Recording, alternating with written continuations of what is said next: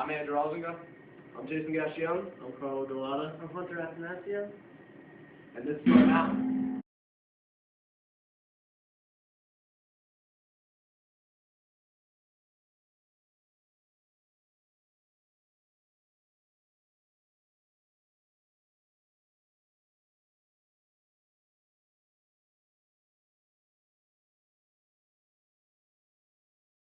You want a better ski lift? I got your back. Here we have a replica ski lift with the motors powered by a wind turbine, which we can't turn on right at the moment. During the day, our lights charge up. We have solar panels on the back half of the mountain that get powered all day, and when the night hits, you know you're going to have some fun under the lights. Going down the ski slopes makes it way more energy efficient. It goes from $1.1 million to run this to about a little under $1 million.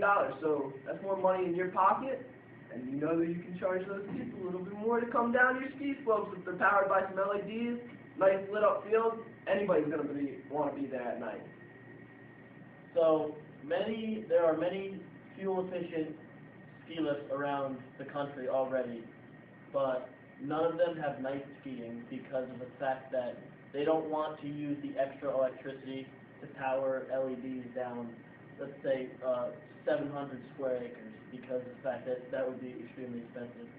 But if they were to put solar panels like we have at the back half of the mountain on during the day, the sun would charge the solar panels, and then it would turn on the LEDs at night so that the skiers would buy twilight tickets. So instead of them having to leave at 4 p.m., they could stay until 10 p.m., which would automatically give the mountains more money, which I know you guys like.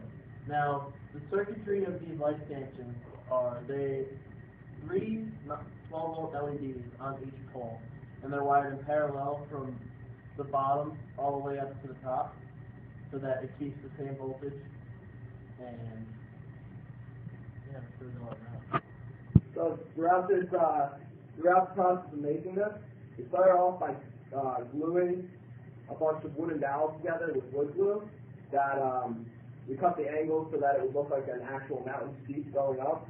And then for the light stanchions, Carlo was actually working on these for quite a while, where he had to take these little circuit boards and actually put the LEDs through, solder them, and then put on jumper wires to get from each one, which is all powered off of a battery that we have hidden away.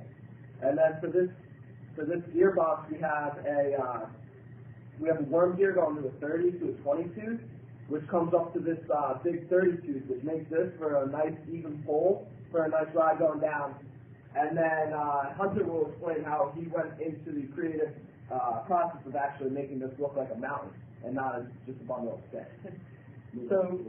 So the frame, as Jason said, is a bunch of sticks, and we also use hangers for more support to the outer layer, and the outer layer is just a single layer of plaster and let dry for 24 hours. Okay, so the wind turbine at the top powers the motor at the bottom, which cuts down the diesel fuel costs each year to run the ski lifts, which is really expensive. And the wind turbine at the top also cuts down on the wind going down the mountain, which makes for a more enjoyable ski ride down. In building this, we attempted different angles that the blades were pitched at, and we found out that it worked best at about 10 degrees, because at 20 degrees it was just too slow and it wouldn't power the motor enough, and at 30 degrees it really didn't work at all. So 10 degrees it powers the motor pretty efficiently and powers the ski lift pretty well. We also tried the different number of blades. We tried 3 at one time, and that didn't work at all. We also tried 4, which didn't work, so we figured out that 6 blades at a 10-degree pitch worked the most efficiently and gave us the most power to power this ski lift. Thomas Edison was an inventor. He was an entrepreneur. He was a creator.